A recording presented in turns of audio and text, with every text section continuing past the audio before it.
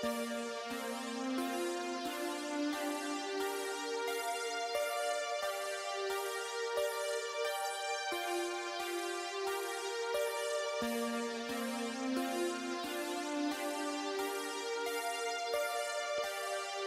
occasionally think how quickly our differences worldwide would vanish if we were facing an alien threat from outside this world.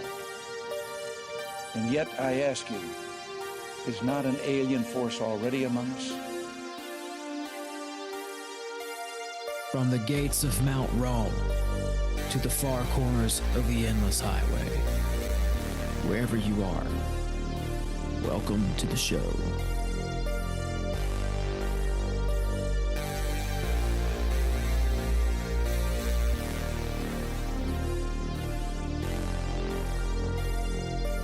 So you believe in some kind of Armageddon? Yeah, most definitely. We in the last times and days right now. The Illuminati's in effect.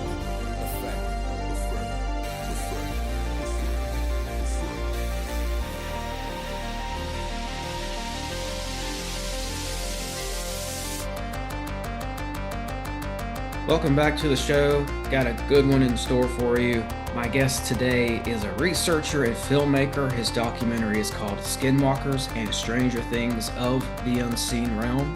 I'll include a link below to that. His YouTube is Truth Seekers Research. I would like to welcome Chad Riley. Chad, thank you for coming on. Thank you. It's my pleasure to be here. Yeah. Looking forward to this. Me too. Like I told you in the message, whenever I first reached out to you, we tend to research a lot of the same things. So I'm glad I'm finally able to get you on here so we can hash it out and really dig in and talk about this. If there's anything I missed in the intro there that you want people to know, just let them know. I mean, they can find me on YouTube under Truth Seekers Research, 2 words, Truth Seekers, and then Research. And I have the first 9.5 minutes of the film on there as well, if you want to go watch that, plus a couple of talks that I've done at Skyfall. So got those up as well. And a lot of interesting topics in there. Cool. First things first, I got to talk about this picture. I'm going to pull it up here. This guy right here. This isn't the best. This is the best version of this picture that I could get. It's a little blurry. I can send you a better copy of that. Okay, yeah. I'd love it if you did, but I think this one gets the point across. And this is a connection you made. And I'm just blown away by how much this entity resembles. Is it Lamb? Lamb. Yeah. So yeah, you got the drawing that Crowley did of Lamb when he contacted him. And again, remember, he never referred to them as angels or demons. He referred to them as Enochian entities. And then you have Stephen Greer's CE5 out in the desert where they meditate and they summon craft as well as entities. And that was actually at one of their events. It was literally floating around over the crowd that was sitting in chairs out there in the desert. You know, I've always heard people make the connection between Lamb and Greys or E.T. or a Spielberg alien, your typical alien. I call them 1947 aliens because that's when they kind of really started showing up. That was after 1947. But anyways, the resemblance here is uncanny. It's even got the like ruffled forehead or whatever we're going to call that. And just I was going to ask you, like, what do you think Greer and his team are up to that led them to contact this? Because was this Crowley was doing rituals to get to this kind of an entity? What do you think that says about Greer? I mean, that's the thing, is a lot of this stuff where they are summoning these entities, even this new group that has just come out with Jake Barber and all them, where they are summoning these things, the Eggcraft and so on. They have a thing called the dog whistle, but that's the thing, is that they are using technology to basically carry out what normally would be considered, rituals, Mhm. whether it be black magic or ninth degree sex magic or whatever. So, Yeah, so that thing was like flying around this CE5 circle, right? mhm. That's yeah. I mean, I think that the occult is inexorably linked to this phenomenon. Oh, beyond a shadow of a doubt. In fact, Sam Bruno of the Air Force Office of Special Investigations, when he was looking into Jack Parsons, he blew this wide open. And a lot of people have never even heard that story. Please tell it because I'm not familiar with San Bruno. Sam Bruno was the one that was in charge of looking into Jack Parsons when he had lost his security clearance. He went to go work for the Howard Hughes. And while he worked for Howard Hughes, he took top secret documents without clearance. And so they started looking into him and investigating him, and that's when they found out about Thelema and the OTO, that him and Hubbard and the what was it, the Babylon working ritual, which was basically Aleister Crowley's Amalantra working, where they had took it and they tweaked it, and this was going on between 1945 and 1946. And supposedly in 1946, the last time that they did it, they were successful. They ripped a hole in space-time that they were unable to close, and that's what kicked off the whole UFO flap. In fact, Kenneth Grant, who took over Thelema and OTO after Crowley died, he bragged about it numerous times that it was a member of the OTO that had kicked off the big UFO flap and UFO wave of 1947. And so that took place. What was it? See, there's just so much in this. It's like we're not going to be able to get into everything, but I'm going to kind of skip around a little bit, but get into this because Kenneth Arnold was the first one to saw the nine craft flying over Mount Rainier, Washington. Now, keep in mind, after he saw the nine crafts, a week and a half later, we had Roswell Hmm. that took place. But here's where things really start to get bizarre: is that Kenneth Arnold, as well as Jack Parsons, they knew one another. In fact, they were actually flying buddies. And they actually had a mutual friend that lived in Roswell named Robert Goddard. And he was also a rocket engineer as well. In fact, where he used to do his rocket experiments was the exact same place that Parsons and his Suicide Squad did theirs, which was Devil's Gate Dam. So, there's just a lot going on right there. Yeah, there's a lot there. Was Goddard, because I've heard that name before. It's not Sidney Goddard from the CIA, right? This is a different Goddard. Now, Robert Goddard. Robert Goddard. Okay. Yeah. Um, I'll comment on that dam too. Devil's Gate Dam. I mean, I think that dam was titled that for a reason, honestly. I think even Crowley knew about that location. Yeah, there's a From lot of stuff going on out there. In fact, whenever Parsons would do the rocket experiments, he would always do a ritual to summon Pan, a ritual to yes. Pan every time that he would do that. Yes. I read somewhere that both Parsons and Crowley said that Devil's Gate Dam was a portal area or portal Place to where the the veil, underworld or something. place where the veil was thin. Yes, yes. Yeah. It's just amazing to me that Crowley would have known about a dam in California. Crowley just had like a spider sense or some sort of a gravitational pull to these kind of places all over the world, like Blavatsky did and so many others. Um, but I want to stay on this occult UFO connection for a minute because I like where we're going. Like I almost wrote a book on this, and I stopped or I halted or I paused. I don't know which one to use there because it's a little bit of everything because it was getting kind of too weird for me. Like my things were, you know how it goes when you look into this stuff, weird stuff starts to happen around you. It's just like when I was a kid in youth group, uh the youth pastor and the pastor overhear them talking and they would always say, if you start to study demonology, the demons will come to you. They'll start to harass you and haunt you or whatever word you want to use. And that's what's happened to me when I started looking into this stuff. But nonetheless, that occult UFO connection is there. And I don't know if you've ever heard this, but I've got it pulled up here. This is Parsons in his diary wrote, he documented that Babylon working day by day. And I know you probably know this, but I think a lot of people out there think that they did that like maybe 1, 2 nights in the desert. This Two was, years. It went on for two yes, years. So yeah, yes. Have you read through his diary entries on that? I've read in there a little bit on Yeah. some of this. Yeah. So I won't stay on this too long, but it's crazy because this is what I have here is an 11-day period that he documented, and this is what he wrote in his journal. Well, so it was January 4th through the 15th for this chunk of the ritual. And on January 5th, he talks about how a strong windstorm starts up in the middle of their invocation.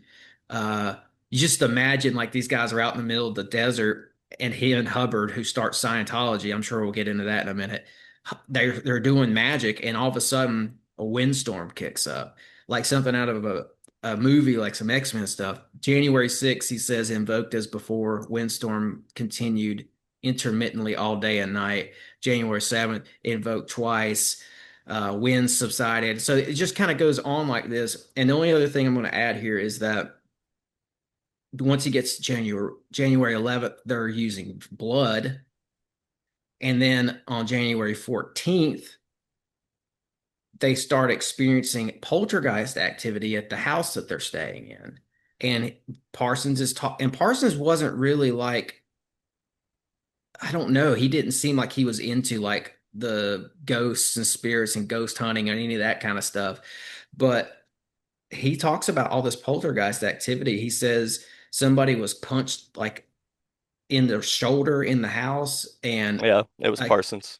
a candle was knocked out of his hand, and something threw a vase or a lamp down in the corner of the room and broke it. So anyway, things got really weird, and I just wanted to highlight that for people because I don't ever hear this part talked about. Like, what I'm trying to say here is when you're calling down these spirits, whatever they are, there's rituals and witchcraft involved, and I see it bleeding over into the UFO realm as well. Yeah.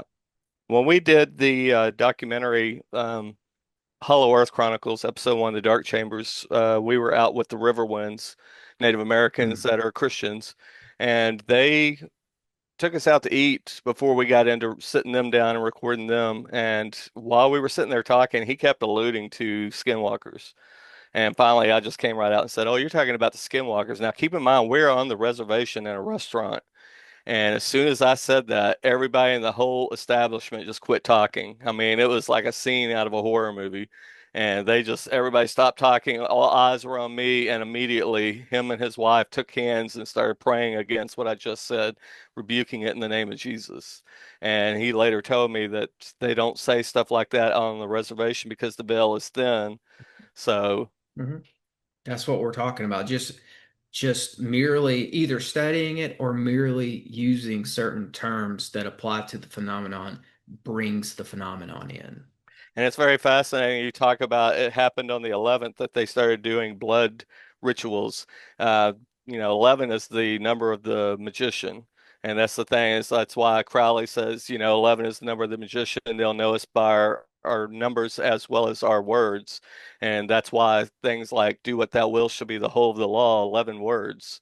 So sometimes it could be letters, it could be words, but yeah, they rub this in your face, deliberately. Yeah, And most of us that are not familiar with the occult or the esoteric, it just goes right over our heads. We have no idea what they're doing. yeah, for sure. I mean, if I was to keep reading that excerpt from Parsons' diary for you, we would have gotten to a part where he starts talking about these messages that were coming through because Mhm. he had L. Ron Hubbard scrying, and they talk about that too. This is all documented for people, and they start getting these paragraphs of messages from the other side. And what I started to see in my research is I think that they were contacting an entity called Ishtar. I know a lot of people say that the Babylon working was some sort of a homunculus thing, or there's a lot of different theories on it. But I think that they were talking to Ishtar because of that goddess Babylon. I looked into her because that's what Parsons calls her. He calls her the goddess Babylon. He says he had these visions of a lady riding a beast. That's all like Ishtar iconography. And if you look at the goddess Babylon, if you go way back, the earliest inceptions of Babylon as a goddess were Inanna or Ishtar. Well, when I was talked about the whole thing with Bruno a while ago, that Hmm. was one of the things is when he was investigating Parsons and all that, and he started looking into him.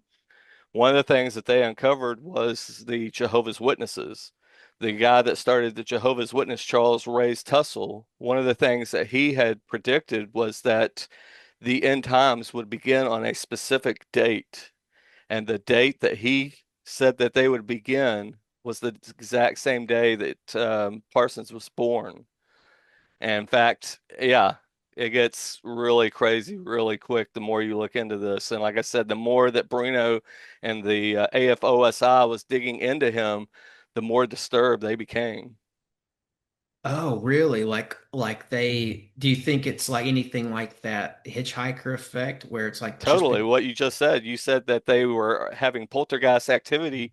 That's one of the telltale sign, or one of the things that what people don't fully understand about the hitchhiker phenomenon is that you never know what it is you're going to get. It could be poltergeist activity, it could be orbs, it could be cryptids, it could be UFOs, it could be aliens. I mean, the list just goes on and on and on. And that was the whole point of this project when I started out researching this. The first thing that I was zeroing in on was the hitchhiker phenomenon. So I knew about Skinwalker Ranch, I knew about Bradshaw Ranch, and that both of these locations were both purchased and owned by Bigelow at the exact same time for 10 years before he finally sold both of them. And the reason why he sold them was because he believed that they had killed his son and his wife. In fact, what is it? The one on the Skinwalker Ranch show, the Travis Taylor. I have a clip in the film of him saying that's specifically why he got rid of the ranch was because he believed it killed his wife. So now, with that said, that's the beginning of all this was the whole thing about the Skinwalker and the and Bradshaw as well as the hitchhiker phenomenon. Well, when I was looking into Kenneth Grant, that he was one of the first people to see this and that he was friends of Parsons, after he saw those 9 craft, he wrote in his autobiography that poltergeist activity started happening in his home. was it Even was his it Kenneth Arnold or Kenneth Grant? Kenneth Arnold. Yeah, Did I say Grant? I think so. Okay, I That's apologize. okay. So yeah, Kenneth Arnold, the one that saw the 9 craft over Mount Rainier. So Yes. after he saw that, he wrote in his autobiography that poltergeist activity started taking place in his home. Even his daughter, and I have footage of that in the film as well, that his daughter had gone on to say that she also witnessed the poltergeist activity. But then I started, something took me to remote viewing. It Mm. was when they brought Uri Geller over to learn how to do remote viewing at SRI with Hal Puthoff and Ingo Swann and all them. And when he was learning how to do this, they were monitoring him. They had scientists monitoring him to see if they could figure out how he was learning to do this and how he was actually doing it. The people that were monitoring Uri Geller started having the hitchhiker effect affect them. They started having cryptids in their homes, started seeing shadow people, started seeing cryptids as well as aliens and UFOs. I mean, the list just went on and on. So it's like you have remote viewers, you have people that are mixed up with seeing craft, and then you also have these locations that are charged locations, and they all have this in common. It's this hitchhiker phenomenon. And so that's why I start laying out the case for all this, how it's all interconnected. And as you progress through the film, I show that there's way more to it and that, these things, everybody's like, well, they're just aliens or there's just this and that. But you look at all the leading ufologists out there on the planet, like Jacques Vallée, Whitley Strieber, Nigel Kerner, Carla Turner, the list goes on and on. They all talk about these things are more demonic than anything. And that the fact that they run and they flee in the name of Jesus. That's another thing I bring into the film is Joseph Jordan, who worked for MUFON for over 2 decades. And that was what he caught in one of his investigations. He had interviewed a gentleman. He didn't catch it till he was watching the interview back.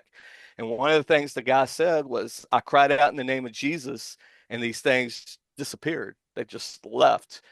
And so he started looking to see if there was any other cases in MUFON. It really ticked him off when he found out. He uncovered almost 700 and something cases where if people cried out in the name of Jesus, they not only stopped, but what he found out in his research was that if they accepted Jesus as their Lord and Savior, they stopped permanently. Mm-hmm.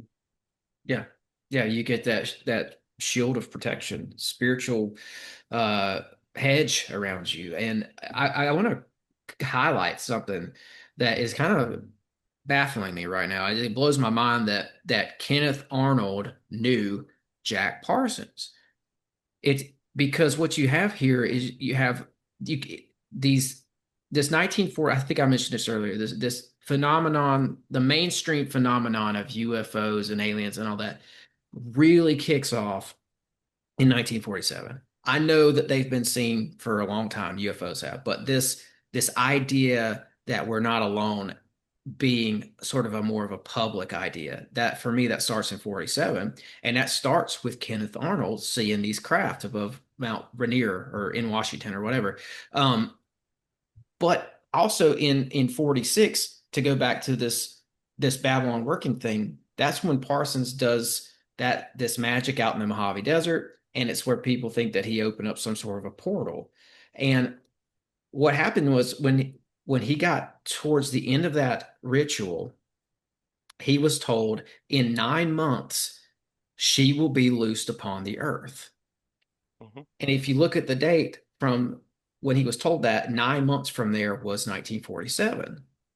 So it's like Parsons, I'll use the word again, is inexorably linked to this UFO phenomenon somehow. And just the fact that he knew Arnold, that at this point we're not talking about coincidences. No. In fact, keep in mind, he also referred to himself as the Antichrist. He believed that was the whole point of the Babylon working ritual, is that he was to usher in the upcoming Antichrist. In fact, Kenneth Arnold in his books, or the Typhonian series that he wrote, I'm not sure if you're familiar with those, if you've read them. He writes one called Kenneth Grant. Yeah, I'm familiar. Kenneth Grant. Yeah, see, we got two Kenneths here, guys. the two Kenneths that start getting interchanged. But yeah, the what is it? Aleister Crowley and the Hidden God, if I remember correctly. That's the one where he talks about that whenever AL, which was the Book of the Law, came out, right after it came out, that World War I broke out. And so, Crowley was starting to think, maybe there's something linked to this book, that was dictated by AWAS, that there's something to this. So when he re-released it again, World War II broke out. And at that point, he became convinced that, this was laying the foundation, what he referred to as the baptism of blood for the upcoming Antichrist. So things like World War I and World War II, as well as abortion and, just a lot of different things, this was all laying the groundwork for what they refer to as the baptism of blood for the coming Antichrist. So for people listening, I don't know if you caught that. I caught it. I mean, I think you laid it out nicely, actually. But we've got big names of the occult linked to the UFO phenomenon. We've got Jack Parsons, Aleister Crowley, Kenneth Grant. Those are some of the biggest names in occultism linked directly to UFOs. And I would say that book about so Crowley's in Egypt and he's dictated the Book of the Law by an entity named Ayahuasca, I think, in a chamber in the pyramid or something like that. He was given a cipher by that entity, allegedly. And there was a book written about that cipher later by Alan Greenfield. And Greenfield basically takes Crowley's cipher and starts applying it to key cases in the UFO movement that starts in 1947. And he starts getting all these names out of it. It's just like, the only reason I bring it up is because it's like the biggest link that I've been able to find that puts UFOs with the occult is that Alan Greenfield book. It's called Secret Cipher of the Euphonauts. But it's based off of Crowley stuff. I'm a Christian and I don't necessarily recommend a lot of this stuff, but I went and looked because I want to know answers. So I did look into it. Yeah, that's mainly what I look into it for, is just to take all this information, correlate it, and Hmm. look at it through a biblical lens and then present it to people. So yeah, I have to be prayed up on a lot of Yeah. this stuff before I even get into it. But yeah, you start looking into this stuff, you're going to come under attack big time because the enemy does not like to be exposed. But according to Ephesians, that's part of the scripture. It tells us we're not to have anything to do with them, but rather expose them. So Yeah. And maybe this idea, maybe this notion that occultism and UFOs are closer than we thought is going to emerge more as time goes on. I know I've heard the Bledsoe or the younger Bledsoe talking about it recently on a podcast. He was because they brush shoulders with all these generals and all these the main people in this UFO movement right now brush shoulders with the Bledsoes. And Ryan Bledsoe was on his podcast basically saying at the end of the day, it's all occultism. They're all entities that they're contacting and working with. The military knows about it. oh yeah, they've known for a very long time. In fact, the film Higher Entities that we did, the Lost Tapes, that was one of the things that we did was we tracked down a pastor by the name of Ray Boucher. For those out there who are not familiar, who've heard of the Collins Elite, he is the actual pastor that the Collins Elite reached out to and contacted. And he put the Collins Elite in contact with Linda Moulton Howe. So he is the person who actually met them. They came to him, to his door, knocked on his door, came in and showed their credentials that they were part of the DOJ as well as DIA, Defense Intelligence Agency, and all that. And were telling him that they were witnessing the United States government performing rituals and that they were contacting these entities and summoning them into our three-dimensional reality from another realm. In fact, that's another thing that I was getting into. There was a quote that Kenneth Grant had said, one of his Typhonian books. He said that the sole purpose that NASA was created was to make contact with the other side. That was just a very odd, that stuck with me for some reason. I couldn't tell you why. I just thought that was a very odd thing to say. Well, it wasn't until I was looking something about the Qliphoth or the Kelipot, however you want to pronounce it. That's a term you can go on Wikipedia and type in Qliphoth with a Q, and you will see in there it talks about something called the other side, and it's referred to as the Sitra Achra. And this is a demonic realm that supposedly five kings of Edom rule over, and that is what they are referring to. Really? Yeah, Edom. Edom. Wow. Yeah. Okay, that's very interesting to me because and I won't go into all of it. I like where we're headed already with this conversation, but I've been researching Edom some and Esau's lineage, right? From the Mhm. Bible. You've got Jacob, who was the first Israelite, Esau, his brother, who's the first Edomite. And Who's Edom, also not fully human either. right, right. Um, it seems to be, yeah, that seems to be the case. I have a book. It's in the other room. It's called The Book of Esau by my friend Doc Brown, and he talks about that. But yeah, and I just talked to Gary Wayne recently too, and he was talking about how Esau actually also married these like Into Nephilim women. he married two of the ites. Yeah, the Hivites, Yep. Canaanite. Yeah, yeah, and they He married created into this the ites. hybrid race. Yep. In fact, have you read the book of Jasher? I need to read that one. Okay, well, if you read the book of Jasher, it goes into far more detail about how when he come flying into the house and was asking for a bowl of porridge because he was on the run because he had killed Nimrod. Mhm. And the clothing or the garment that Nimrod used to wear that remember it talks about Nimrod put that he became a Gibberim. Well, there was this clothing or something. Remember after Adam and Eve fell, what was the first thing that God did? Is he killed two animals and put skins on both of them. So those two coverings were handed down all throughout time to Mhm. different generations. Well, Nimrod had one of those coverings. In fact, there's also speculation that the one of the coverings came into play with Noah and Ham Mhm. when he woke up, and that's why he got upset. But the whole thing about Nimrod, he killed Nimrod, or Esau killed Nimrod, was on the run, and whenever he came into the house, and Jacob was sitting there getting ready to eat, he said, give me a bowl of porridge. And he said, I'll give you a bowl of porridge if you sell me your birthright. And he's like, what good is it? To me, I'm dead anyways. Well, why is he talking like this? Well, if you read the book of Jasher, you fully understand he's on the run. He knows Mm-hmm. that Nimrod's soldiers are hunting him down and they're going to kill him. Mm-hmm. That part about Nimrod becoming a Gibberine, do you think that has something to do with some sort of like a magical like ephod or something that he put on? That's what I'm saying. I think Yeah. that had something to do with whatever this garment is. Now, Yes. did he do some kind of a ritual with this garment? I don't know. But Yeah. there's something there. And like I said, the Book of Jasher makes this very clear that there's something about these garments that were handed down. Right. Yes, I got it. That's good. If I said I may have said that guy's book wrong, my friend. His book is The Epic of Esau. I just want to make sure I correct that. But yeah, I know I've talked to him about this and he's looked at that book of Jasher heavily for his research. It's what a story that is. Cause and again, we're back at old mystical ritual stuff, old occultism with this. Um so where were we at? How did we get to Edom?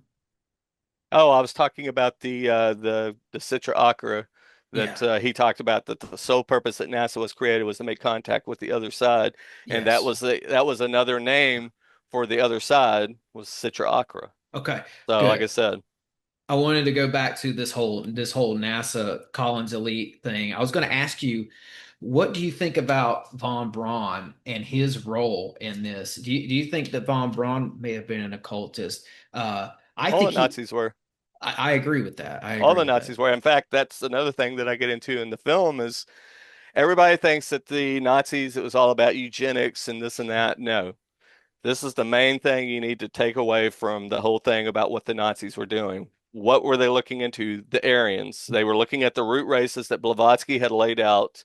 So they're looking at the Hmm. Aryans because they believe that they were the remnant or the what was left of the Aryans. Well, who are the Aryans? Who did they descend from? The Atlanteans. Okay, well, let's go back to Blavatsky's book, The Secret Doctrine, Volume 2, and there's a section in there of a uh, it was a document called the Book of Dizion that she had translated. And in that Book of Dizion, it talks about that the Atlanteans built statues the height of their bodies, 9 yardis high. Well, a yardie is the same as 3 feet or a meter. So that made them 27 feet tall and directly tying them into Genesis 6 and the Nephilim. This is what they were trying to tap into was the Nephilim bloodlines. I agree. In fact, I pulled up some notes I've got here, and I want to run this by you because I think this backs up what you're saying. The Nazis were definitely looking into these Nephilim bloodlines, and I think they were looking to merge with that bloodline. And I found it through a guy named Jorg Lance von Liebensfels. Uh, Lance was a monk and a Bible scholar. He's German, right? Monk, Bible scholar. He got super into the Nephilim. He was got kicked out of his monastery, and he went. Seems like he went to the occult, but he kept his belief in the Nephilim. He goes on to become a massive influence to Hitler, and he was saying that prehistory bloodlines the German prehistory bloodlines go back to the story of the Nephilim, and it's the Nazis would later mix it with Blavatsky's seven root races, like you're saying. But I'm trying to find some more stuff here. He said that they trace the bloodline through history and origin of Germania from Tacitus as well. It's another book they found. But yeah, my whole point with this is that um, Jorg Lance von Liebensfeld was one of the guys who the Nazis were looking at to get these ideas. I think you can look at this guy and historians can say that yes, the Nazis definitely knew about the Nephilim. Oh yeah. In I fact, just, they were when they were in Tibet, the Ahnenerbe were over there. They brought back 200 monks from oh Tibet, yeah, and they were part of the SS.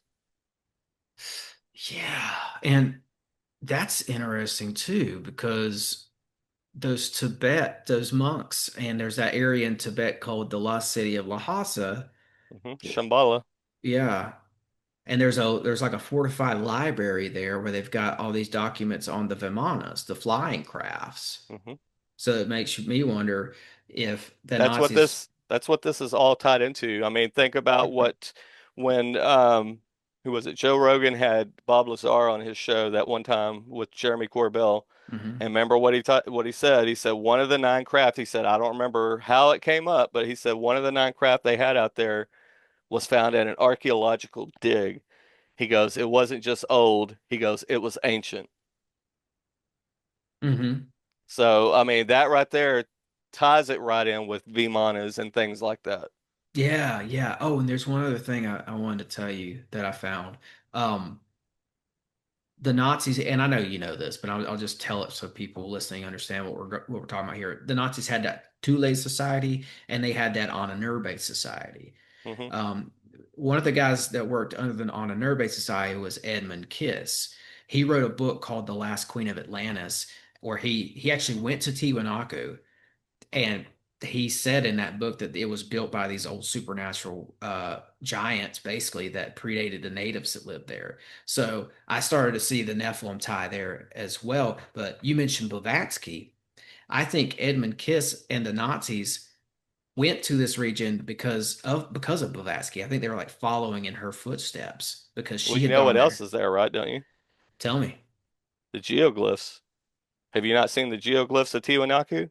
That can only be seen from really, really high up Yeah. from like Oh planes. yeah. Nazca lines. Oh no, they're not Nazca lines. They're Oh, actual writing, ancient writing carved into the earth that's only visible from up high. And when I okay. say high, something gigantic had to have drawn it into the ground and wrote it, is what I'm saying. Yeah, the geoglyphs of Tiwanaku. Go check that I out. will. That's crazy. And Yeah, that's in such a fact, magical region. and not only that, but what's the other thing over there that the natives talk about? They have these that are almost like monks. They talk about this stuff called kippahs, which is like ropes. They're like little ropes with little knots on them, but it's ancient writing, but they refer to it as the writing of the gods. And when you look at the kippahs as well as the geoglyphs of Tiwanaku, they look very much the same. Wow. So that's supposedly the writing of the gods, the Nephilim. I mean, yes, Yeah, that's exactly why they were over there. that's awesome, man. That region itself is just so mysterious. And I mean, you've got it's in Peru, right? It's right there Yeah. near. So you've got on the coast, you've got the Nazca lines. Then if you go further inland, you get to Tiwanaku. It's up in the mountains. And then if you were to like complete the triangle, the next point would be Lake Titicaca. And And that it's a vast majority of that has not even been unearthed. It's a very much like Petra. You know, Petra over yeah. in Jordan and all that. Only 85% of that is still underground. So only 15% is above ground. That's all we see. That's all we can see of Petra. The rest of it's underground, just like Göbekli Tepe and a lot of these other Hmm. sites. They're completely buried underground. In fact, the rock wall in Rockwall, Texas, that they tried to make out and say that it was some, geological whatever, and said that it wasn't, man-made or that it wasn't created by something. That's BS as well because this Yeah. thing is 4 miles by 7 miles. It's underground. They've done LiDAR scans of it. It has inner walls. They Yeah. found the skull of an 18-foot giant, and Lake Ray Hubbard was created in 1963. And the part of the wall that was exposed that you could actually walk down into, that's when they created that lake and they buried it. And in fact, it's supposedly 50 feet tall of the walls, and they're completely buried underground. That's not even the only one there. There's another one that's about 150 miles away that's supposedly bigger than the Great Wall of China, and it also is buried Yeah. underground. Yeah. They were here. The the megalithic block builders or constructors or however they did that, I think they were here in North America. I Oh, think absolutely. Rockwall, Texas is a good one, man. I mean, no offense to Scott Walter, no shade to Scott Walter, but I didn't agree with his assessment on the Rockwall. No. And I'll tell you why. I'm sure you saw this too, where they went in and they dug up a part of this wall, tested it. They even pointed out that there was a staircase on there that looked like it was meant for giants. Hmm. But when they went to test the rock wall, they drilled into the stone and they tested the stone. They didn't test like the part in between the stone. No, you So, can't so test that. You can't age or or do anything like that as far as the stones go. Like you said, you have to actually get the stuff in between, like Yeah. dirt and things like that. Yes. I mean, I sat there and watched them. They filmed it. I didn't see them go in between the stones. Yeah. They tapped the rock itself. So I'm like, yeah, they're getting these results back to say it's millions of years old. Well, who knows if that's even real, if the test is even right to begin with, but you're testing the rock, so it's kind of null and void for me at that point. I have And one of the newspaper guys articles on said, all this. I have newspaper articles on all this, as well as photographs of some of the stones that they pulled up with ancient writing on them. I'll send you that as well. send it to me. I love that site. I'm always trying to find. There was a guy on that show who lived in the Rockwall region who said that it lines up with the summer solstice. Yep. Might have been Josh Reeves or one of them. Yeah, I love that site, man. And I think, and we have to ask ourselves too, like, how did it get buried? Right? Does that tie into this, Well, flood? how come they kept finding 18-foot giants in Texas? You Yeah. know, they found one in Seymour, Texas, and there's like three different newspaper articles you can go and find right now that back up what I'm saying. An Hmm. 18-foot giant, complete giant with double rows of teeth, six fingers, and six toes. Yeah. Yeah. Man, that's you've got your facts on that Rockwall, Texas, man. There's some of that stuff I didn't even know about. That it makes sense too that you're saying they found the giants there. Oh, and I want to touch on you said part of the wall was exposed and they put a lake there, a man-made lake there. Yeah, Lake Ray Hubbard. I've got a whole list, and I'll have to add this to my list. I've got a list of dams and man-made lakes that are on top of ancient cities. Oh yeah, There's three of completely. them. There's three of them in Tennessee. I've got articles on them. I can prove it. Three in Why? Tennessee. There's one up in Kentucky I know about too. They're all over. Oh yeah. Why does the Catholic Church always bury or build on top of megalithic sites? I think it's because of the ley lines and the power and the spiritual potency of the place. Personally, I'll pose a question to you that Timothy Alberino posed to me. What if the megalithic sites are built on top of pre-Adamic sites? mm, I like it. I like it. Because I mean, you look at the pyramid down in Mexico that is seven pyramids built one on top of another. Mhm. Mhm. And you look at stuff like that. Well, I don't know if you know about Quetzalcoatl, Viracocha, Kukulkan, and all that about them being this race of giants that came across the sea. They say supposedly from the Tower of Babel. Some say from Atlantis. But you even look at what is it? Legends like Zeluha. It starts with an Xelhua, I think, Zalua. But anyways, Mhm. you look at that and it talks about how he was one of seven that came across the sea supposedly from the Tower of Babel, and that there was seven giants that showed up here on the shores of America. And that, back during those days, they didn't call America America. It was Amaruka was what the Native Americans referred to it as. Yeah. And, that they were down there building all these gigantic pyramids, and that somehow Zeluha angered the gods and that he was wiped out by the god raining fire down upon him. Yeah. I don't know about you, but personally, I think that Amaruka sounds a lot like Amaru, the chief deity of the Amorites. Yeah. Well, Maruka translates to land of the feathered serpent or the plumed serpent. Yeah. I mean, it And always goes back to a dragon or something dragon-like too. yeah, Serpent iconography. but even Manly P. Hall and a bunch of them, they talk about the Maruka and the land of the plumed serpent. Yes. Yes. Yeah. I think it maybe goes back to this dragon serpent seed bloodline personally, where,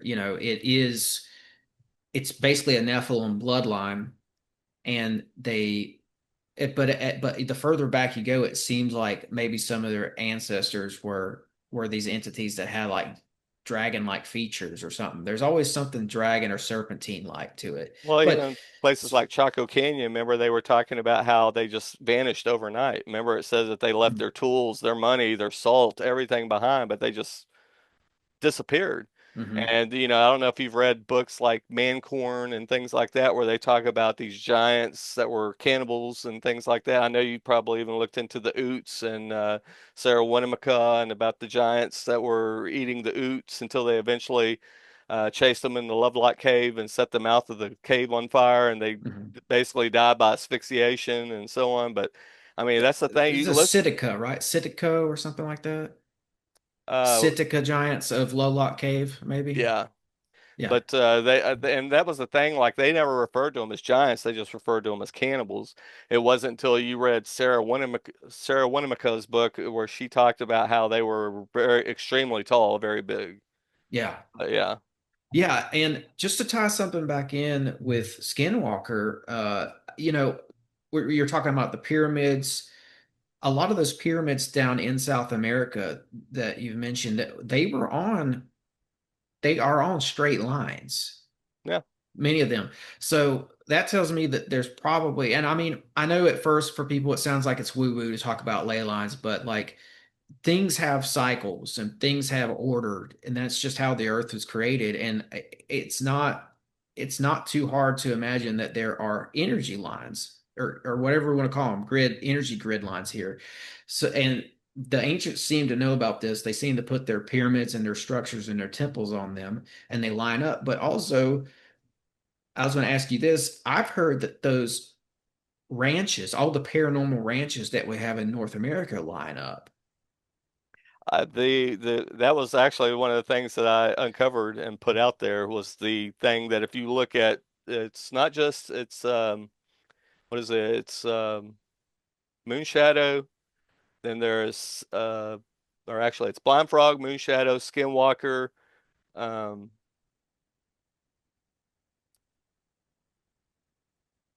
did I say Bradshaw?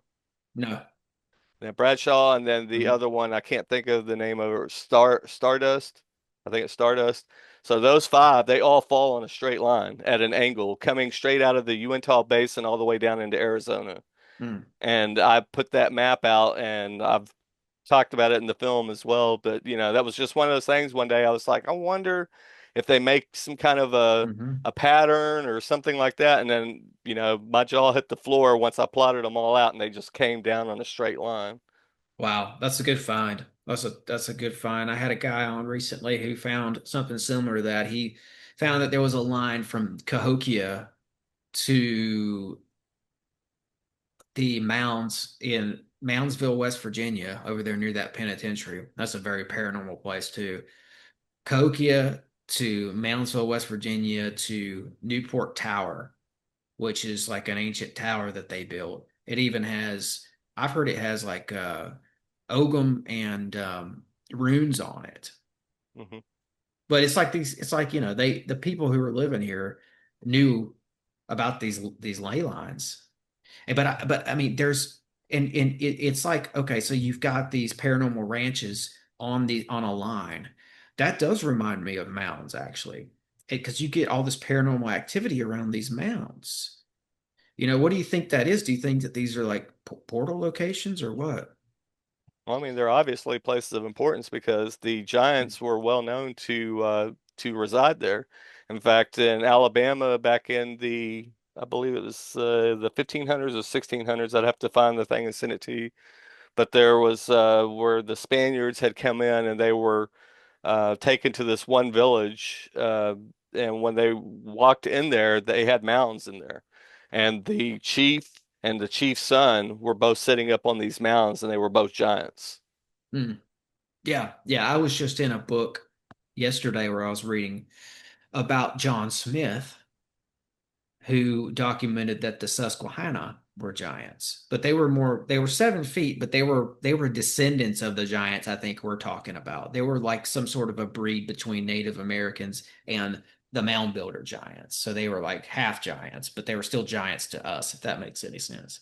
Well, there was giants that also resided amongst normal sized humans as well, because even the Mayans talk about how they had a giant that you know lived among them, but he was one of their most fierce warriors. In fact, when they laid siege to the last Mayan temple, he was the one who basically kept the Spaniards from overtaking them up until they eventually, I think they died of drinking water that had become contaminated, and that's how they all ended up dying and getting sick and met Hmm. their demise. Yeah. And then fast forward to today, it's not just the Nazis who were interested in these sites and these giants and just their, I think even down to their magical, like the rituals themselves. If they can find tablets that contain rituals, I think they were after that sort of thing too. They're Um, all still into it. I mean, even the United States government, that's what I was gonna say. The Department of Defense actually had a or is I have to look it up and send that to you as well. But they did a thing that Vine Deloria Jr., who's one of the most well-known Native American authors out there, and he was the one who authored it along with another gentleman.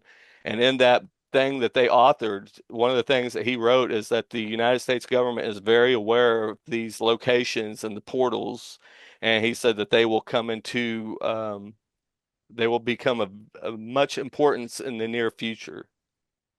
Mm, interesting. Yeah. So that kind of brings us back maybe to the Collins elite. Well, I know you touched on it, but that's one of those areas that I haven't done a lot of research into. Um, what we seem to have here is a group within the government. Maybe they were within the DOJ. Is that what I heard? DOJ and Defense Intelligence Agency. But it's a group of people comprised seemingly for the purpose of looking into UFO and other strange phenomena. Well, these are people that actually are on, they are high up in the food chain. They are on military bases, Mhm. witnessing things that nobody else is. Most people are not, they don't get to witness and see what's going on. One of the other people that I had in the film was Arizona Wilder. Not sure if you're familiar with her, but she goes into it. She starts talking about how they do these rituals on military bases, and the reason why is because they don't have to worry about oversight or anybody interfering. And she said that the people that are doing the rituals out there on the military bases are all mixed up with the OTO, and vast majority of them are all naval intelligence. And I found that very interesting because some of the main people, in fact, the main person who is over the whole UFO program here in the United States, who just recently came out, named Jay Stratton, he is naval intelligence. He has, I mean, if you go and look at his awards and all his academic stuff, I mean, it's a long grocery list of things, but a lot of it has to do with naval intelligence. In fact, he's the one who's over Lou Elizondo, Dave Grush, as well as Travis Taylor. He's the boss of all three of them. And, they're some of the most well-known people out there that have been talking about putting this information out there. But like I said, Jay Stratton, he's holding all the keys. He's the main player. In fact, he also worked for Bigelow out there at Skinwalker Ranch. In fact, he was also listed in the book as Axelrod. If you've read the book, The Hunt for the Skinwalker, that is who they are talking about. Remember, it talked about in the book how after he had been out there, his wife saw looked like an 8 foot tall wolf in the backyard, standing up on two legs with its arms crossed like this, just staring at her. She didn't say anything, and then a couple of days later, the two kids just happened to be back there by the glass sliding door, and one was on the couch, the other one was walking into the kitchen. And whenever he looked out and saw this 8 foot tall wolf, he gasped, and the other one jumped up and ran over, and they were both just sitting there staring at this thing. Mhm. And next thing they know, it turned around and took off running on two legs and was kicking up leaves, and they didn't know what to think about it. Yeah, so we're starting to find that the government has these guys, and they've had them all along. They've had them for a long time. These guys that are in the know, the guys that are employed to kind of study this stuff and keep an eye on this stuff. You've got this Stratton guy you're talking about here. What about Tim Taylor? Have you heard about him? He's one of these enigmatic government guys who kind of pops up every now and again. I'm not familiar, or it's not ringing a bell. Okay. Well, I hadn't heard about him either until recently. I can send you something on him. Okay. He reminds me of the Stratton guy a lot. Same sort of thing. He's in the know about stuff that they're not telling us. So it seems to me that they've and I want to comment on that naval thing too, because that's interesting, man, because I had a guy on old school researcher. This guy's been doing it for 40 years, probably maybe even longer. And he was telling me how the Navy encompasses an older order, like a almost like a mystery school. It's like an alchemical older order that goes back to ancient times. That was almost like uh, it's kept alive in the Navy now. It's like the Navy uh, encompassed it, and that the Navy is based on this ancient older order, and that's why they were using. And there's a lot of occult stuff there too. It's like if you look at some of the naval patches, you got what looks like Zeus with one of those what do they call those Trident. with a trident, thank you. And it's got like mermaids, and it looks like something out of the Book of Enoch. It's pretty wild stuff, and it makes you think. And I've seen that with some other patches too. Well, I mean, look um at the Bible. It has all sorts of interesting things in there: satyrs, dragons, mhm, unicorns, and so on. It's like, it even talks about sirens in there. So it's like, there's a lot of things, as well as you're talking about the Book of Enoch and so on. And you start getting the extra biblical texts. It's like we're all talking about this is one of the things I love about ancient alien people and so on. It's like we're all talking about the same stuff. It's just you're using different words to describe the same thing than what we are. I have a biblical lens, you don't. mhm. Yeah, yeah, absolutely. I mean, my Genesis 6 watchers might be somebody else's Anunnaki. Exactly. Yeah. Um, yeah, I'm on the same page with you, man. I really am. I was going to ask, oh, this is what I was going to say. Uh, Military bases that you brought up. Do you think that those might be on some of these lines as well? These That's quite possible. One of the guys that I tried really hard to get into the film, the higher entities, was a gentleman by the name of Greg Renrich, who was actually he got into a lot of black sites. He's a lieutenant colonel, but when he left the military is when he got into a lot of the really black stuff. In fact, he was the one that one of the first people I ever heard talking about Dulce. Mhm. We all hear about what is it? Area 51. We know of S4. Well, when I was talking to him one time, we were talking about Dulce, and he slipped up and said S20. And I was like, "What's Mm. S20?" And he goes, "Oh, Oops. that's the underground part of Dulce, New Mexico's called S20." So yeah, he told me that when he worked out there, that they witnessed some of the 15-foot and 25-foot tall giants in these underground military bases. And Wasn't one, there a? Oh, go ahead. Go. I'll save it for later. Go ahead. okay, but he said that one of the things they made him do, him and everybody else that went into these underground bases, they had to sign affidavits saying that they were not allowed to use the name Jesus Christ, even if they stubbed their toe. Mm. And so, but he said one time he actually heard them talking. One of the giants was talking to a group of soldiers as well as a few scientists. And one of the things that he heard this giant say was that they were referred to themselves as the Nephilim, and said that they were preparing for an intergalactic war with God, and they believe that they're going to win. Is this an inner Earth giant? This is one of the ones he said that he witnessed in one of the military base or the underground military Yeah, bases. underground. Yeah, yeah. What I was going to ask a minute ago is, isn't there an account from a blower that has to do with Dulce Base as well? Didn't a guy Uh, you come out? talking about Phil Snyder? Yes, that's exactly what I'm talking about. Yeah, Yeah. It, yeah, yeah, if I recall, Phil was down there and they were drilling. They yeah. were they were contracted by the government, and it seems like they were trying to expand a base or something like that. They had them there to put in one, but what they didn't tell them is that there was an alien base already there. So what they did is they punched a hole through the wall into the alien base. And whenever they went down to see what was wrong with the subterranean, why I had quit drilling, that's when they encountered the 12-foot tall grays. He said that as soon as he saw the gray, he drew his pistol and started opening fire, and they got into a firefight down there with some of the other soldiers. But he said that the alien just put its hand up like this. It just waved its hand.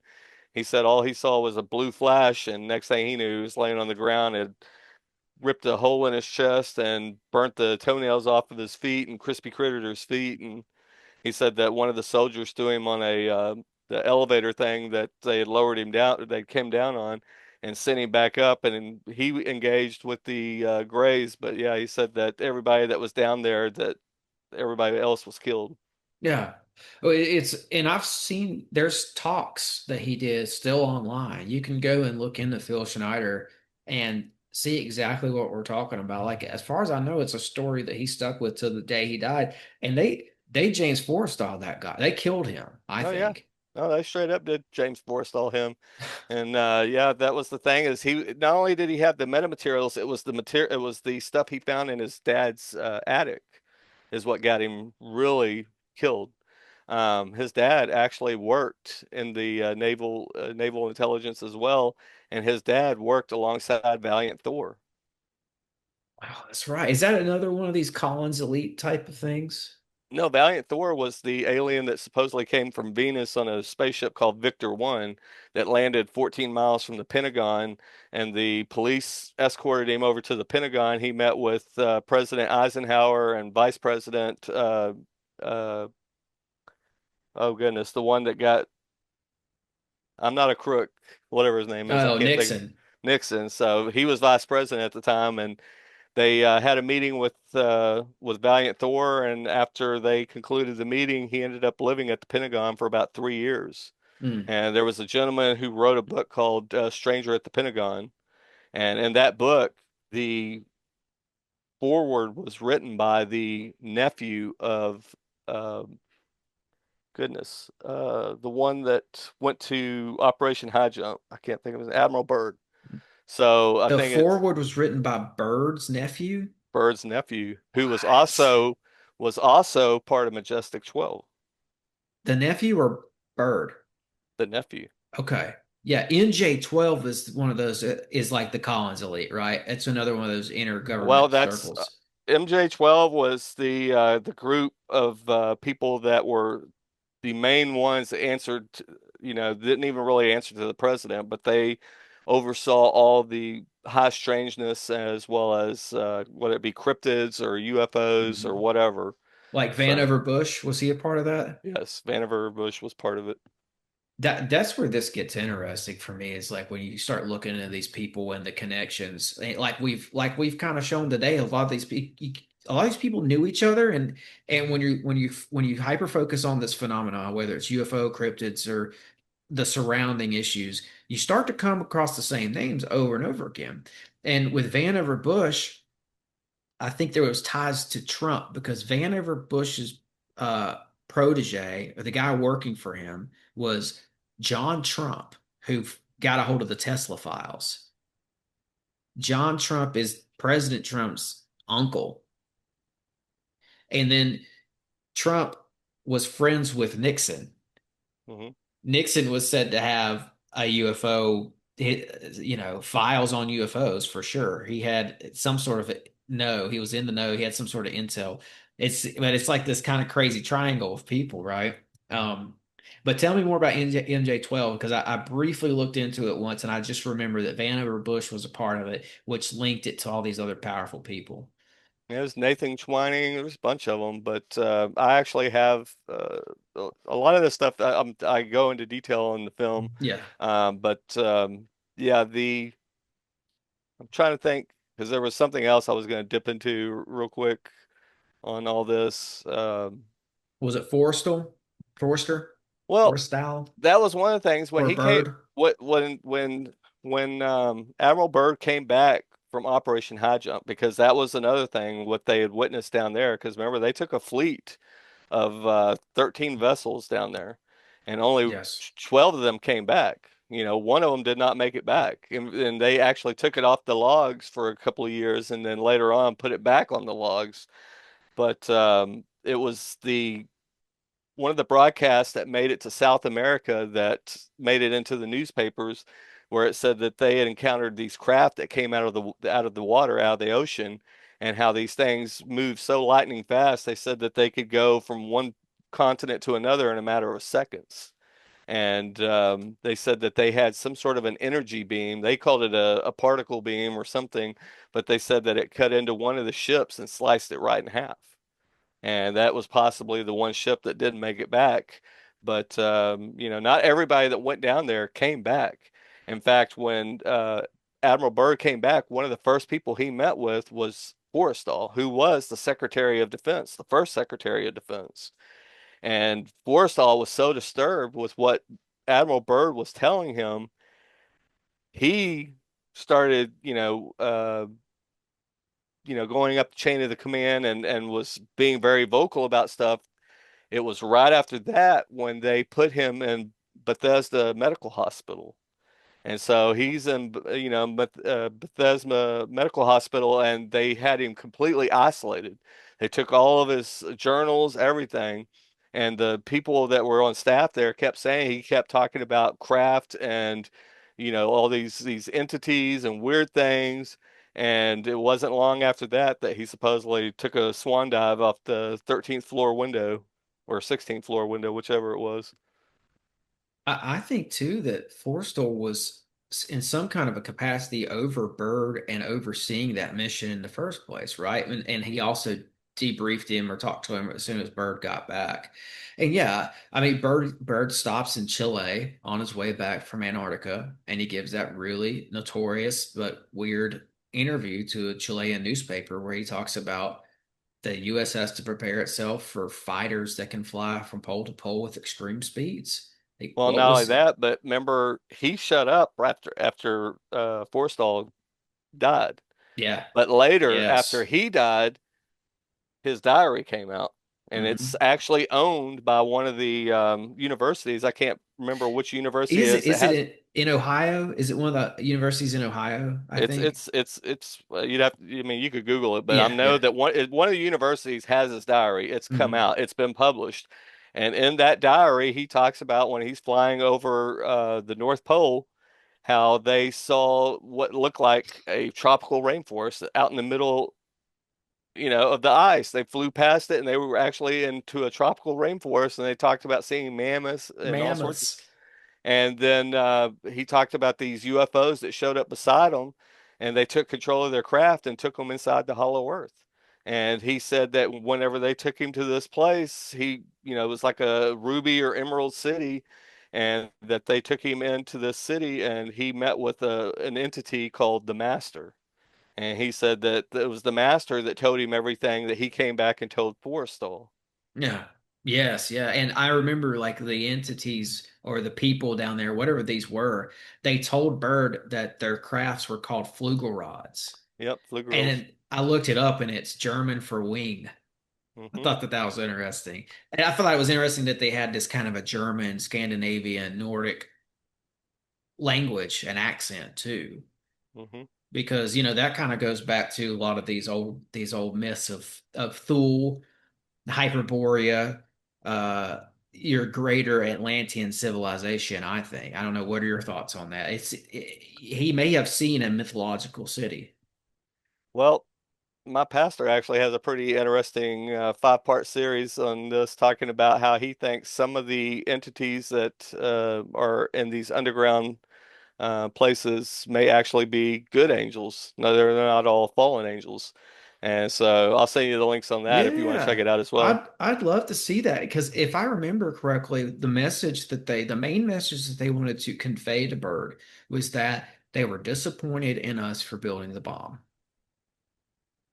So it indicated that they had humanity's best interests at heart to some extent. To Yeah. some extent. But yeah, and I looked at this a while. It's been a while back. It's probably been over a year at this point. But I did find where there was a university here in the States. I think it was in Ohio. They had a big file of Byrd's stuff, files essentially. When in recent years, they I don't know what happened, if some sort of a date expired or whatever, but they allowed people to go in and view the files. And right after that is when you started to see Byrd's diary emerge and it starts to be published. So I always thought, oh, they must have pulled that diary out of these records from this university. Um, and I was going to ask you too, like Bird's son, have you looked into him any? Because I've heard some wild stories about Bird's son. Bird's son, legend has it that Byrd had a son that went with him on Operation High Jump. His son was in the military at the time of High Jump and was on the mission. And So when they got back, like you're saying, they were basically, it seems like they were told to shut up, slash, they were too scared to talk about it because he saw it happen to Forrestal. Years go by. Bird's son has all these files and like artifacts and pictures and stuff that he's storing in other people's attics and basements. He didn't want to put them all in one place because he didn't want the government to swoop in and take them all. But he kept quiet. He started talking eventually. Bird's son started talking about high jump, and he was killed. And he was killed on a day that he was on his way to, I think it was in DC. He was on his way to a conference to talk about high jump, and that's when he disappeared. I've vaguely heard something about that years ago, but that's not anything that I ever really focused in on. Yeah, But yeah. I just I have heard about it though, and mhm. as the more you're sitting here talking about it, I'm like, that sounds very familiar. Yeah, I love the whole bird story because it just, I mean, it just keeps going. It's the story that keeps giving. Like you find yourself just going down multiple rabbit holes. It just never ends. It's just, and what's crazy about high jump? It's still classified. Hmm. It's still classified. And what we were talking about with that, as far as the being taken into the Hollow Earth and meeting the Master, Hmm. have you ever heard of a gentleman by the name of Roger Mornau? No, tell me about it. He wrote a book called A Trip into the Supernatural, and he's also got another book called Charmed by Darkness. But the book, A Trip to a Supernatural, you can even go online and you can find the footage. I'll even send you a link to watch the part that I'm about to talk about. But he's interviewed by these Christians, and they're sitting there asking him about this, and he said that how he got mixed up in all this. He went to a to like where they go there and they channel the spirits or whatever and stuff. And you can talk to your supposed dead loved ones. So he took his wife there because she wanted to talk to one of her dead relatives. And after the whole thing was over with, they stepped outside. He was smoking a cigarette, and another gentleman stepped out, and he was just kind of like, yeah, this is kind of a joke. It's like, I don't get anything out of any of this. And he's like, he goes, that you're just talking to demons is all you're doing in there. And he said something along the lines like, if I want real power, I go straight to the source. And so that intrigued him. And, the more this guy kept talking, finally he just came right out and said, he said, look, he goes, I worship spirits. He said, I worship Lucifer and his fallen angels, and they're just as beautiful as the day they were cast out of heaven. And he said, our master was misunderstood. And that's the thing. It's like these group of Satanists that talk about this entity called the master, and then whenever I heard that about Byrd, and that they referred to this entity as the master, I was like, I wonder if that's the exact same entity, Yeah. Lucifer. Wow. You know what that reminds me of is Michael Aquino, another Hmm. military man. Yep. Openly, well, he started his own sect of the Church of Satan. He was a Oop. part of LaVey's group and then he broke off, but he was an open Satanist in the US military. I don't remember which branch. But he also did, and I find this very interesting. He went to Wewelsburg Castle, Himmler's castle. Hmm. I have the documents on it. I read through them. It's wild.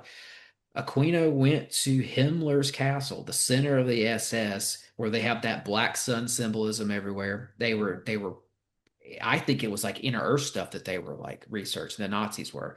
But Hmm. he goes there, Aquino goes there and does what he calls the Wewelsburg working. Not unlike the Babylon working, actually. He channeled something. And he started or he didn't start the Order of the Trapezoid, but after the working, he started to like redevelop the Order of the Trapezoid. So that order itself was very much informed by this working he did. But this is an active military man who's going and channeling stuff in the Third Reich's castle. It's like, come on. He's also BFFs with John Alexander. Okay. I You don't know know John about Alex. that. No, I Oh, don't. oh, you know John Alexander. Oh, okay. I'm telling you right now, you see a photo of him, you'll be like, oh my gosh. He wrote what was it, the book Merging Realities, I believe. He's done a lot of research into shaman. Mm. Yeah, in fact, that's what they sent him down to South America. He was doing a lot of research and work with shaman and ayahuasca and things like that. But Is this yeah, another military man? he's the guy that worked for Robert Bigelow, and he was with Bigelow when he purchased not only Skinwalker Ranch but Bradshaw Ranch. Oh my And keep in mind gosh. that he's BFFs with Aquino. I've got a photo of the two together. I'll send it to you. Man, see, this is what I'm talking about. This is why I want to have you on, man. I mean, I just wanted to pick your brain in general, but like these occult links just never end. Oh I no. mean, so Bigelow was hanging out with occultists. Yeah, absolutely.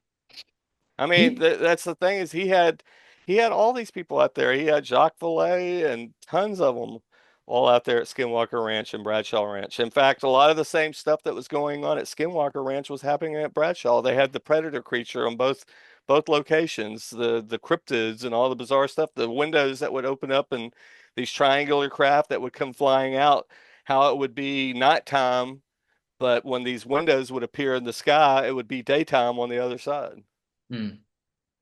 You brought up Jack Valet. One of my favorite stories about Jack Valet is that, well, it's been said by people who know him that his library, his home library is almost halfway stocked with books on fallen angels.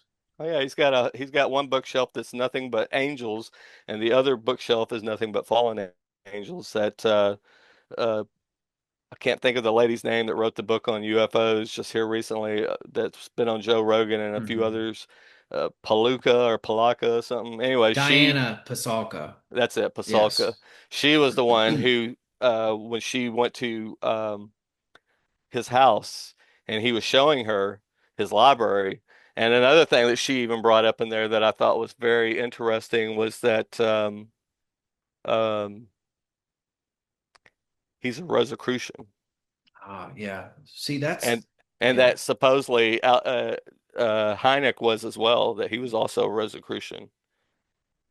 So That's they're both in the Gnosticism. right, right. That's kind of like what this guy was saying about this order that's within the Navy, preserved by the Navy. Hmm. It kind of goes back to this alchemy, Rosicrucianism, and some of those older orders. I mean, uh, yeah, didn't Jacques Vallée say that he said publicly at a conference, I think, that he was a Rosicrucian. Yep. Yeah. And it's interesting because the mainstream, I've seen it in the mainstream, in mainstream articles where they'll say Rosicrucianism never existed. It's just a myth. I don't think that's just a myth, personally. I think it was a real cult order. No, these are But all basic orders that have all came out of the Jesuits, whether it be the Knights Templar or, even the Gnostics and so on. They all came straight up out of the Jesuits. mm, fascinating. I mean, I've learned a lot in this episode, man. I mean, wow. You've given me a lot to research. I didn't know about that John Alexander guy. That's a crazy connection.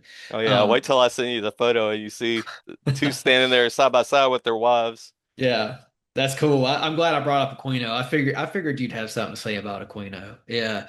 Um, and just to go back to something else we talked about, the Nazi occultism thing. That's another thing that I see being discounted as a myth all the time. I mean, I just saw, I'm not going to mention any names, but I just saw this big time blogger guy, and he just put out a blog about how it's a myth, and it's not a myth. That's why I couldn't find the right note earlier on your Glantz von Lebensfield's. So I read through some of that stuff, and maybe it wasn't as compelling as I was wanting it to be because I didn't find the right note. But my point is, you can go back and see why and how and all the different intricacies of how the Nazis were occultists by looking at things that I know Chad's research, like the Thule Society, the Anna Nerbe Society. And if you want to go in deep or deeper, you can look into Georg Lanz von Lebensfeld. You can look into Rudolf von Sabbatendorf, Walter Nauhaus, or what's the other guy? Well, anyways, I'll just tack it on by saying you can look at all that stuff and see that the Nazis were influenced by those guys and implementing their ideas. Well, also, you remember they just recently, what was it, back in 2016, found in the Czech Republic a hidden library that belonged to Himmler, and it was 13,000 books of all occult and esoteric stuff that they had gathered and amassed when they were conquering all these territories back then. Every Masonic temple, everywhere they went, they were gathering every book that had to do with the occult and esoteric. And the main thing that they were looking for back then was something called the Eddas. They were looking for the Eddas because the Eddas supposedly told on how to find your way into the hollow earth, an entrance into the hollow earth. And real quick, when I brought up the whole fact about Roger Mornau and talking about Byrd and the Master and all that, Job 1:7, when it talks about the two angels that came before the Lord and Satan was with them also. And God asked Lucifer specifically, he said, "Where have you been?" He said, "I've been walking up and down, to and fro in the earth," not on the earth. He said in. And if you look at the KJV, that's exactly what it says. So you have to ask yourself, what kind of demonic complex is beneath our feet that requires Satan's direct attention? That the Nazis knew about. Exactly. I mean, that's what that whole black sun symbol is for. It's tied in with the myth of Agartha. They believe that there was another type of energy force down there. Like we have the sun up here and we get our energy from that. They believe there was something else down there that was like a sun but different. And it had, they called it the black sun. It gave out some sort of Even the energy. smoky god. Remember the book The Smoky God talks about there was a sun inside the earth as well, that it had a Yeah. light source, and the giants were 12 feet tall. Yeah. So I mean, there's tons of this stuff. But Yeah. yeah, I think the that Aquino went to the castle to try to tap into that black sun energy because in the Vivelsburg working, I have the document in his own words. He talks about how he was working with the black flame. And it's the same concept as the black sun. So that's a guy from our military trying to tap into this stuff. They knew about this stuff. Oh yeah. And one more quick thing that we need to get into real quick, because I know Yes. you're going to want to look into this. Where did the remote viewing come from? I mean, I've heard Hubbard, but I don't know the whole story. It came from Scientology, Okay. because Ingo Swann and Hal Puthoff were both OT7s. They were Scientologists. Hmm. So they were the ones that came together at SRI, that came up with the whole remote viewing program. They came up with all the infrastructure on how it should be done, everything. And they were also the ones, they brought in a third guy that they found by the name of Pat Price, who's another well-known one. He was also an OT3. So that's the thing, is the main ones that were all part of the original remote viewing program when they were putting it all together, they were all Scientologists. And when you look into, there's a book called Superhuman something. I'll have to send you that as well because I can't remember all this stuff off the top Yeah, of I my hear head. you. But I show it in the film, and in that book, he's the one who brings all this stuff to light in the book, talking about this, and that's what the Scientologists believe, that they are like superhuman, that they're like X-Men, and that they have these superpowers. I remember the interview that Tom Cruise did. Remember where it was the whole thing that caused Anonymous to go to war with Scientology because they kept putting that video up of him talking about how when he drove by an accident, he knew he had to stop because he just knew he was the only one who could help, because he just knew. And everybody thought it was hilarious, but that's the thing, is they really believe that. He believes he is like almost like a god, superhuman. In fact, they're still waiting for L. Ron Hubbard to reincarnate and show up and take over Scientology again. He has two houses, one on the East Coast, one on the West Coast, and they are still waiting for him to show. I mean, he's way overdue. He was supposed to have shown back up 20 years after he died, but I digress. Yeah, he's definitely overdue. Yeah, the whole, and I mean, this is something I point out when I can too. Just the fact that Hubbard was a part of this Babylon working. I think that says a lot about where his mindset was. I mean, he was very well aware of Crowley and magic, and he was more aware of that stuff than he lets on. And Hmm. I would argue that, it seems to me like Scientology was formed out of his affection for the occult. Exactly. but nobody wants to talk about how he was doing Crowleyan magic in the Mojave Desert in the Ninth 40s. degree sex magic. Yeah, Ninth degree. He yeah, was as crazy as it gets. yeah.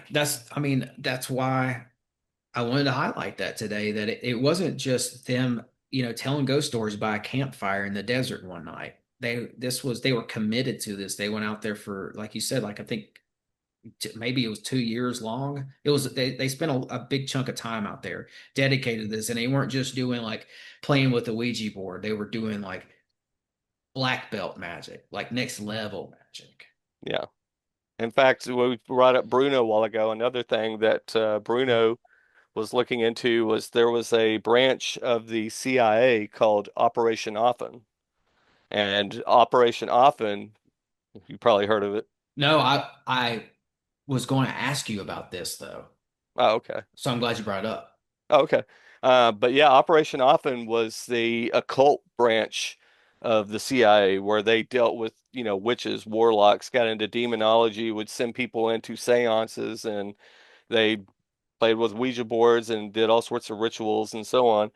But there was a witch by the name of Sybil Leek, who I get into in the film and show footage of her as well. And Sybil Leek was probably one of the most well-known witches in the world. And when I say she was well known, like Lawrence of Arabia, Aleister Crowley, and even the guy that wrote The Time Machine, I can't think of his name right off the top of my head. All three of these people would go and visit their family and spend time with this young girl when she was a child. Even Crowley, when she was 9 years old, Crowley would go to her house and visit with her and read poetry to her. And she became one of the most well-known witches in the world. And she knew of all the covenants all around the world. She knew of all the main players of everything. So when the CIA reached out to her and started talking to her, they were fascinated, but at the same time, they were pretty much terrified with a lot of the stuff that she kept telling them and things that were happening. In fact, one time when they were there talking to her about something, she automatically went into a trance, and some demonic entity named Quaxalixum or some weird crazy name started talking through her and was basically spitting in their faces and laughing at them, saying that, the whole alien UFO thing was actually a demonic, something nefarious and demonic being carried out by demons, and how, Hmm. the human race was all going to be destroyed and harvested somehow or something along those lines. But it, She's a yeah, part of. She was a part of the CIA MK Often yes. program. Yeah, somebody had brought this up to me and brought it to my attention on a podcast, MK Often. So I was thinking earlier that I should ask you about it. So Yeah. I'm glad you brought that up. And Yeah, it's in the film. It's when I okay, say cool. it's in the film, and like I said, I have footage of Sybil Leek. You can actually Hmm. see her and hear her, and yeah, I Oh, get I that's get that San Bruno stuff. I'm telling you right now, that's probably going to be the most mind-blowing stuff, along with some of the Scientology stuff. But like I said, I'll leave no stone turn or no stone is unturned in this whole documentary, and that's why it's 2.5 hours long. yeah, It was yeah. originally going to be close to three, a little over 3 hours, but I had to trim some of it out. It was just too much. Yeah, yeah. I mean, that's still, you could cover some ground in 2.5 hours. But I can tell what kind of researcher you are. Like I know you go look around every corner. You seem like you're very proficient. But that one more thing about that MK Often thing before I forget. You said that they were involved with seances and things of that ilk. Is there a connection there between MK Austin and like the Seance of the Nine? Do you know what I'm talking about? I know exactly what you're talking about because it's going to be the next film that I do.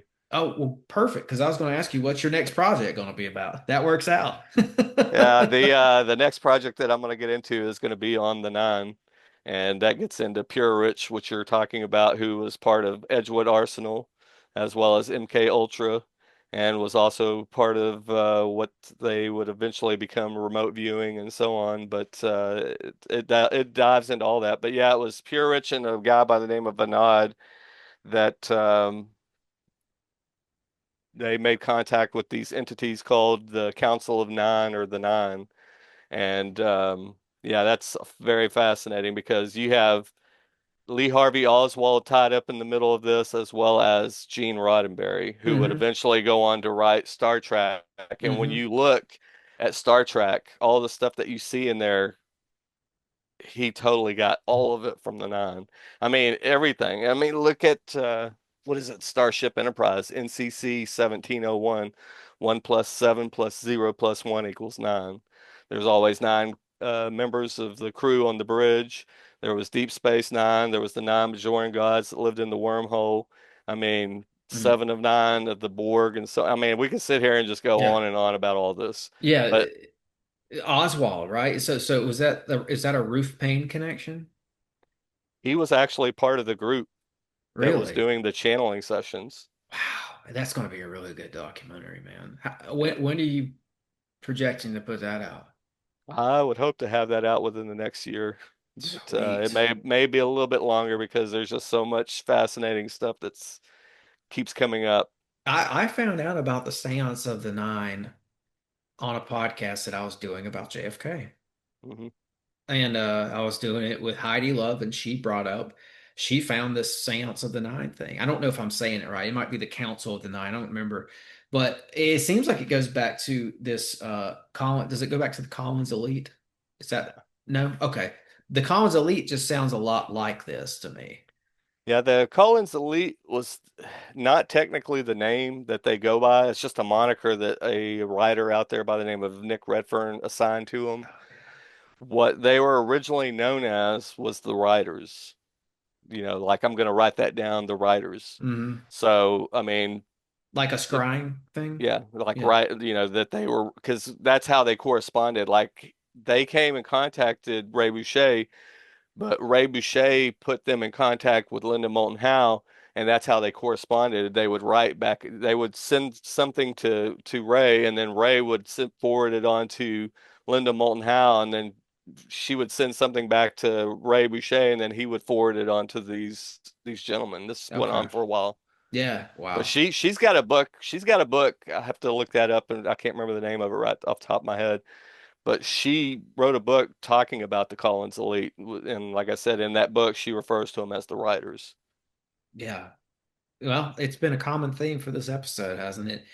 Channeling other entities, the occult. Um, I've come to find that it's hard for me to just do an episode on just UFOs. I mean, there's without bringing up this stuff because now I can't see it any other way. I see all these occult connections like we've we've laid out today. Before you go, I want to ask you about one more thing because you talked about remote viewing, and I'm going to show this picture here because I found this. This is the original, one of the original posters for Stranger Things, Hmm. except it doesn't say Stranger Things, it says Montauk. Yep. But, and I'm going to let you go on this because I'm sure you have thoughts on this, but like, I just want to point out in the back of this picture, you've got a bike laying on the side of the road, and the road goes up to this old base that's really there at Montauk Point. Hmm. So it seems like the guys who wrote Stranger Things were basing it off of a military base on Montauk Point. What do you think? This is exactly how the film starts out. I started out talking about this right here.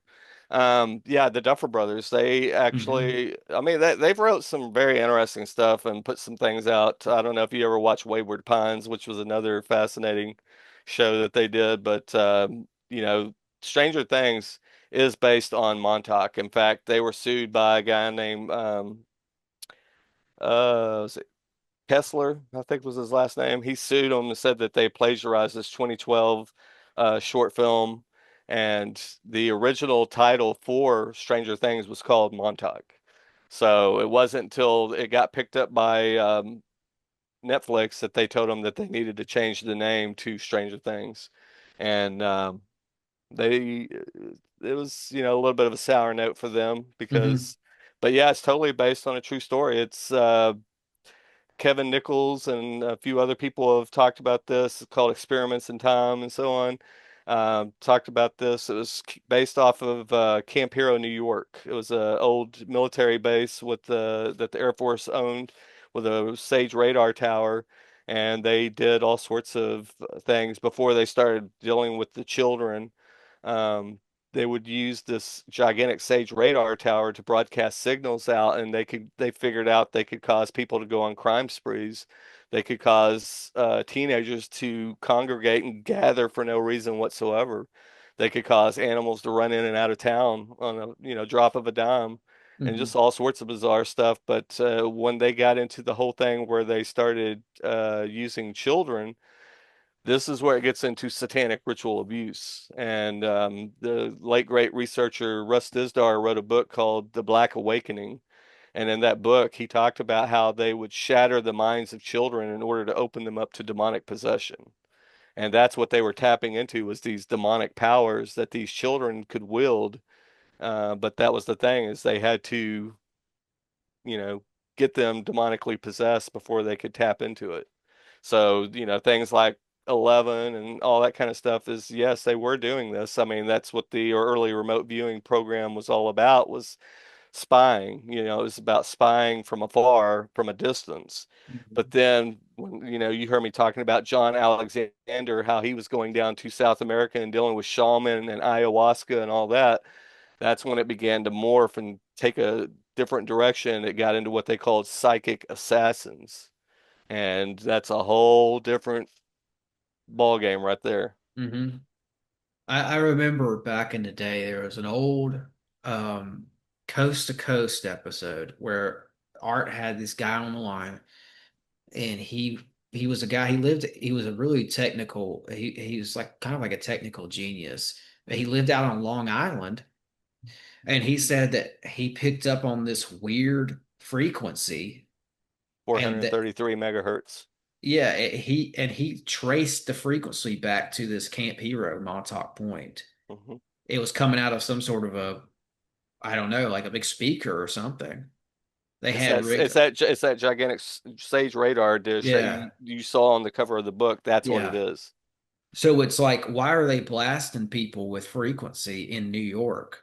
And I don't know, like I went down a pretty deep rabbit hole on this once, and like I don't know. Here's a conspiracy theory for you. A lot of the because they say that project ran up until like the 80s. Yeah, it started in the very early 80s and went to about 86 or Like 87, late, which yes, is pretty much right in that same time era as Stranger Things. And now, if yes. you really wanted to get a crash course on this, I highly recommend checking out Christopher Garantano's film called Montauk Chronicles. In fact, you can find it on YouTube for free. I think he's got the 6-year anniversary or something like that up there with Mm, all the deleted scenes and so on. But yeah, that one, they'll give you the crash course real fast okay, on all yeah. this. Nice, nice. Yeah, it seems like that they were doing some sort of like they were trying to produce these X-Men kids, psychic assassins or whatever. That's a good term for it, right? Mhm. So yeah, man. Wow. Wow, we've covered a lot of good ground today. Um, Gave me a lot to think about, gave me some stuff to research. So, I really appreciate you coming on, and I'm gonna put a link to that film of yours down below, and tell everybody where they can find you, or anything you want them to know, any other projects you might want to know about.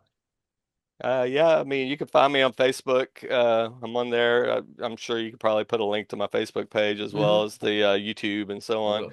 So that way, if they want to reach out and contact me, ask questions or anything like that. But yeah, I love researching. I love talking about the Bible, and I'm all about spreading the gospel, so spreading the truth. Cool. Cool. I'll link the Facebook, YouTube, and the film. And yeah, thanks again for coming on. And we'll talk again whenever that new film comes out. I'm really excited about that. But as always, break the mold, conquer the realm, and thanks for listening.